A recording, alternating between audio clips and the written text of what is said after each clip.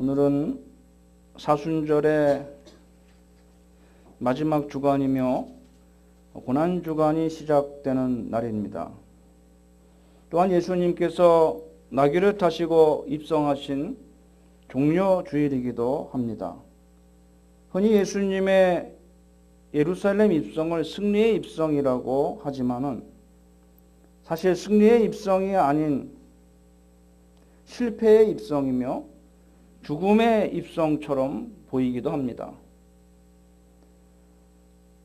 옛날 승전한 왕이나 장수가 말을 타고 백성들의 환호를 받으면서 성 안에 입성하던 모습과는 주님이 보여주신 모습은 너무나도 대조적이며 초라하게까지 생각되어지기 때문입니다. 그러나 예수님의 모습은 결코 초라한 것이 아니라 겸손하신 것이었습니다. 초라한 모습과 겸손한 모습은 다릅니다. 예수님은 겸손하셔서 나귀를 타신 겸손의 왕이십니다. 예수님이 입성하실 때 많은 사람들은 호산나라고 찬양을 하였습니다. 오늘은 호산나의 의미에 대해서 함께 생각해 보기로 하겠습니다. 오늘 본문에 예수님께서 나귀를 타고 예루살렘에 입성하실 때에 사람들이 그 앞에서 가고 뒤에서 따라가고 하였습니다. 이 사람들은 원래 예루살렘 도성 안에 살던 사람들로서 예수님께서 자기들이 사는 예루살렘 성으로 오신다는 소식을 듣고서 예수님을 환영하러 나온 사람들이었습니다. 그런데 왜 이들이 이렇게 예수님께서 자기들이 사는 예루살렘 성에 들어오시는 것을 기쁨으로 환영하며 맞이했겠습니까?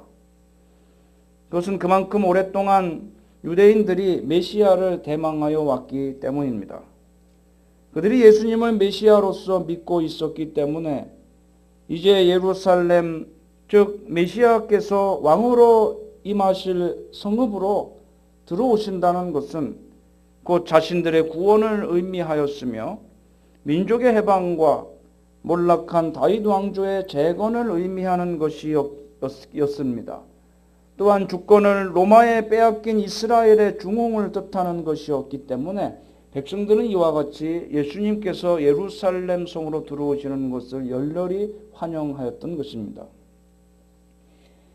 또한 사람들은 메시아를 맞이하는 기쁨을 마음과 입으로만 나타내는 것이 아니라 행동으로서 표현을 하였습니다. 그 중에 하나가 자신들이 입고 있던 겉옷을 펴서 예수님께서 타고 계시던 나귀의 잔등에 얹은 것이었습니다. 원래 말에는 안장을 얹게 됩니다. 그런데 이 안장은 이 당시 가장 소중한 물품 중에 하나였고 값나가는 물건 중에 하나로 여겨졌습니다. 그런데 나귀는 원래가 화물 운반용입니다. 사람이 타는 것이 아닙니다. 그래서 안장을 지우지 않거니와 안장은 부자들과 높은 지위를 상징하는 고급스러운 물건이었기 때문에 예수님께서는 이런 안장이 없이 맨 나귀의 등에 올라가 앉으시고 나귀의 등에 난 갈기를 잡으시고 이동 중이었을 것으로 보여집니다.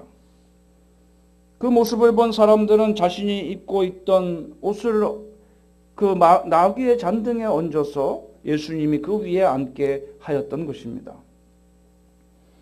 사실 이것은 매우 가난한 모습을 상징적으로 보여준 것이라고 하겠습니다. 얼마나 가난하고 비천하였으면 나귀의 안장도 없이 옷을 깔고 앉으셨겠습니까?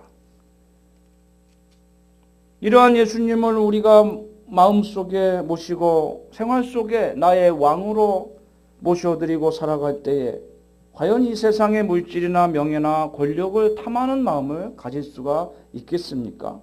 아마도 그렇게 할 수는 없을 것입니다. 이처럼 이 모습은 아주 가난하고 비천한 모습이었지만은 자신의 겉옷을 벗어서 예수님이 타고 계신 나귀의 등에 얹은 이와 같은 행동을 한 사람들은 비록 가난한 사람들이었긴 하지만은 엄청난 순종과 경의를 주님께 표현한 것으로 생각할 수가 있습니다. 본문에 나오는 겉옷을 길에 펴고 나뭇가지를 길에 펴고 하는 행동도 역시 마찬가지입니다. 예수님이 타고 계시던 나귀가 어린 나귀였으므로 특성상 매우 천천히 걸어서 이동을 하게 됩니다. 그 보조에 맞추어 사람들은 계속해서 나뭇가지를 잘라다가 나귀가 지나갈 길 앞에 펼쳐 놓았던 것이며, 사람들은 자신들이 입고 있던 겉옷을 예수님의 나귀가 밟고 지나가게 되는 것을 오히려 큰 영광으로 생각하고 기꺼이 그렇게 헌신했던 것을 볼 수 있습니다. 우리가 예수님과 동행하는 삶을 살 때에 예수님의 앞에서 뒤에서 옆에서 항상 예수님이 가시는 길을 따라가며 내가 가진 것이 겉옷밖에 없고 겉옷도 없고 나뭇가지를 주워다가 헌신할지언정 예수님과 동행하면서 우리의 가진 것을 예수님께 헌신하고 충성하며 예수님이 가시는 그 길을 우리도 함께 동행하는 그러한 온전한 순종과 충성이 우리에게 필요한 줄로 믿습니다. 또한 사람들은 예수님을 종려나무 가지를 흔들면서 기쁨으로 환영하였던 것입니다. 사순절 기간을 이제 마치고 고난주간이 내일부터 시작이 되어집니다. 고난주간을 맞아서 우리 마음속에 이 세상의 구주로 오신 예수님을 이처럼 기쁨과 순종으로 영접하며 주님을 위해서 기꺼이 작은 정성이라 할지라도 헌신하고 또 충성할 수 있는 그러한 마음의 기쁨과 감사와 감격을 누리는 기간이 되어야 할 줄로 믿습니다. 예수님을 영접하고 예수님과 동행하고 예수님께 헌신하면 이와 같은 구원의 기쁨과 또 감격을 주님께서 우리에게 허락하여 주실 것입니다.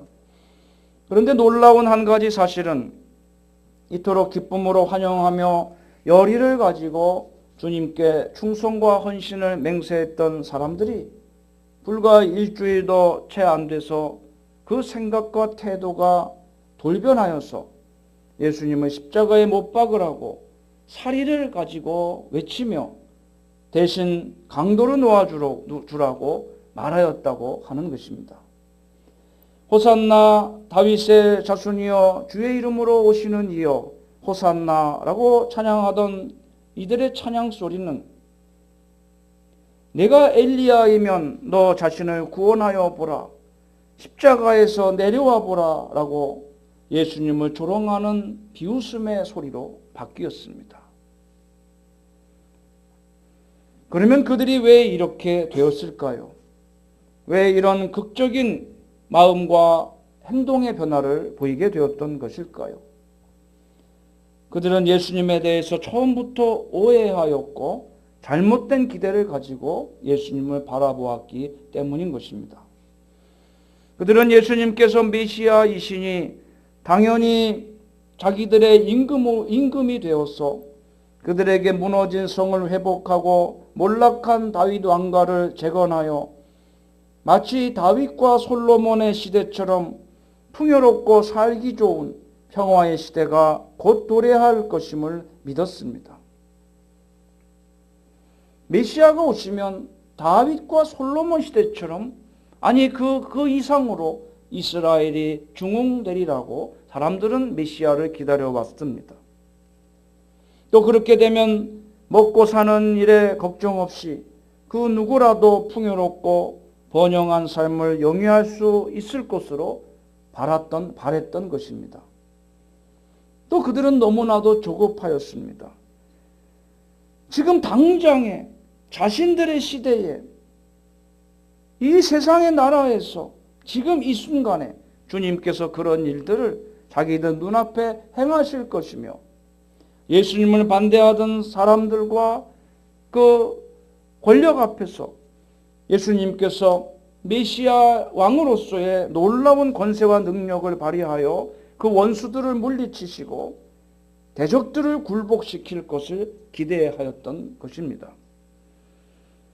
그러나 예수님께서는 오히려 로마 군인들에게 맥없이 붙잡혀 가시며 힘없고 나약한 모습으로 총독 빌라도 앞에 넘겨져서 법정에서 재판을 받게 되셨던 것입니다. 원수들을 굴복시키고 대적인 로마의 세력들을 축출할 것이라고 믿었던 사람들이 예수님이 로마의 군인들에 의해서 결박당해서 잡혀가시며 총독 빌라도 앞에서 신문을 당하며 재판을 받고 있는 모습을 그들은 도저히 용납할 수가 없었던 것입니다. 너무너무 실망이 컸던 것입니다. 이 모든 일련의 과정을 지켜보았던 예루살렘 성 사람들의 마음은 이로 인해서 크게 실망하였습니다. 우리가 바라봤던 메시아가 과연 저런 분인가? 저런 사람이 메시아의 일리가 없다. 설사 메시아라 할지라도 우리가 대망하였던 그런 왕은 아니다 라고 그들은 예수님께 대한 실망을 가집니다. 생각이 변화됩니다. 이제는 예수님께서는 메시아가 아니시며 자기들은 예수님의 말에 속은 것이고 따라서 예수님께서는 참남된 죄를 범한 것으로 메시아가 아니라 자칭 메시아라고 백성들을 기만하였다고 예수님을 정죄하기 시작했던 것입니다. 이것은 빌라도가 예수님의 죄명을 적은 명패를 십자가에 달 때에 유대인의 왕이라고 그 명패를 써 놓았는데 굳이 유대인들이 그것을 자칭 유대인의 왕이라고 고쳐달라고 총독에게 요청하였던 것을 통해서도 이와 같은 유대인들의 마음을 확인할 수가 있습니다. 그러나 빌라도는 그것은 중요한 문제가 아니었으므로 그냥 쓸 것을 다 썼다고 자칭 메시아, 자칭 유대인의 왕이라고 써달라고 하던 이들의 요청은 무시를 당하고 맙니다. 그만큼 유대인들은 오직 현실적 물질적인 문제로만 예수님을 바라보았다고 하는 것을 알 수 있습니다. 그러나 그것이 그들의 기대처럼 충족되지 못하였을 때 예수님을 향했던 이들의 열정과 신앙은 곧 냉소와 불신앙으로 바뀌어졌던 것입니다. 여기에 기복적 신앙의 위험성이 내재되어 있는 것입니다. 기복신앙은 어떤 의미에서는 신앙이 아니라 그것은 우상숭배입니다. 유대인들이 메시아를 대망하여서 예수님을 이렇게 찬양하고 환영하였지만 그것이 비웃음과 저주와 또 비판으로 바뀌어졌던 것을 통해서 우리는 그 사실을 확인할 수 있습니다. 실로 호산나 즉 구원하소서라는 말의 의미에 대해서 오늘 본문은 다시 한번 생각하게 하는 부분입니다. 제가 학창 시절에 그 1970년대 말에서 80년대 초반까지 중고등학교를 다녔는데 그때 제가 교회에 가지고 다니던 성경책뿐 아니라 어른들이고 주일학생이고 할 것 없이 모든 성경책은요, 이 성경책이 옆면이 전부 다 붉은색으로 칠해져 있었습니다. 새빨갰습니다. 그래서 저 책은 성경책이라는 것을 갖고 다니는 사람만 보아도 잘 알 수가 있었습니다. 자크 성경 이런 거는 그때는 없었어요. 다 여기가 노출돼서 보입니다. 그런데 이게 다 빨간 거예요. 그 빨간 거는 왜 빨가냐면 예수님의 십자가의 보혈을 상징하기도 하지만 원래의 의미는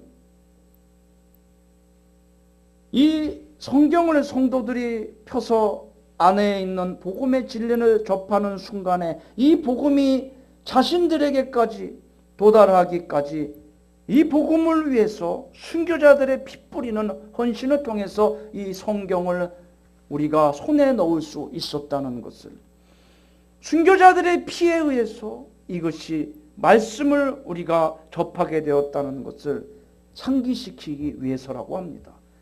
그래서 이 말씀을 읽을 뿐 아니라 이 말씀을 우리도 전하는 그러한 사명을 기억하게 하기 위해서 그렇게 했다고 합니다. 그런데 80년대 중반 넘어가면서 성경의 이 붉은색이 사라지게 됩니다. 그래서 이게 하얀 종이로 바뀌더니만 80년대 말에서 90년대에 들어오면서 이 여기가 금박으로 물들여서 황금색으로 바뀌어지게 되었습니다. 유행처럼 그렇게 됐습니다. 피 색깔인 붉은색이 빠지고 거기에 대신 황금색으로 덧입혀졌습니다. 그 기간 동안에 우리나라는 올림픽을 치르고 선진국으로 도약하게 되며 경제적으로 너무나도 잘 살게 되었습니다. 너무나도 풍성하게 됩니다. 한옥이 다 없어집니다. 전부 아파트와 양옥집으로 바뀌어졌습니다. 그러면서 성경책에 이 피로 물들인 붉은 색깔이 사라지고 대신 번영과 성공을 상징하는 황금색으로 덧입혀지게 되었던 것입니다. 고난과 희생보다는 사람들이 현세에서의 번영과 성공이 그리스도인으로서 더 추구해야 하는 덕목인 것처럼 생각하게 되었던 것입니다. 과거 우리 신앙의 선조들은 피 묻은 복음을 가슴에 품고 불꽃 같은 영혼 구원을 향한 열정을 가지고 이 한국을 누볐습니다.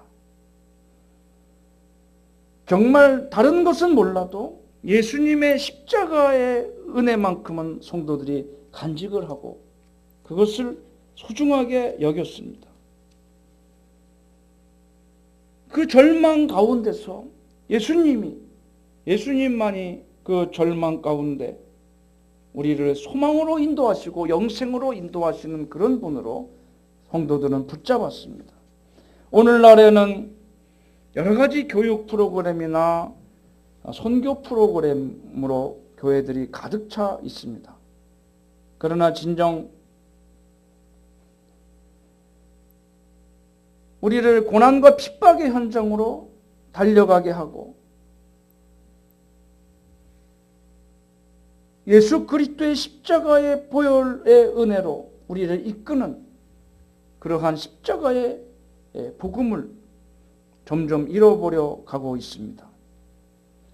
한국교회에 가장 시급한 것은 이러한 십자가 복음에 대한 감격이 다시 살아나는 것입니다. 차가운 윤리의식이 아닌 피 묻은 복음에 사로잡힌 뜨거운 그리스도인의 신앙이 회복되어져야만 하는 것입니다. 그러므로 주님을 찬양하고 영접하고 봉사하는 삶을 우리는 살아가야 할 것입니다.